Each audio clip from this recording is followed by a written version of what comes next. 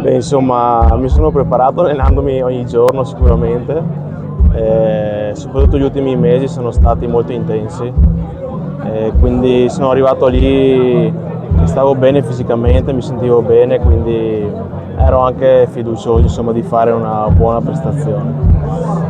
E per quanto riguarda l'evento in sé è stata una cosa indescrivibile, mi sono divertito veramente dal primo giorno che sono arrivato fino alla fine.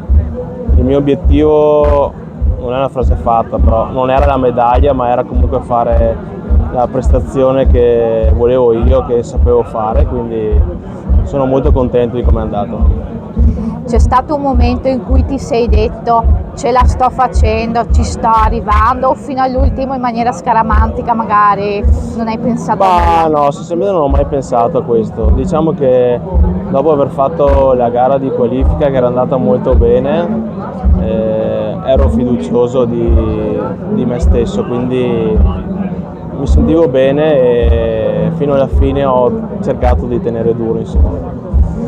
C'è stato qualche tuo collega, avversario che magari temevi o eri sereno alle competizioni? No, allora ovviamente sapevo il calibro dei miei avversari, sapevo che il livello è alto, comunque ci conosciamo un po' tutti, però alla fine quando sei là te la giochi fino alla fine con chiunque, insomma. Qualcosa che ti sentiresti di dire ai giovani che si approcciano allo sport sulla base della tua esperienza?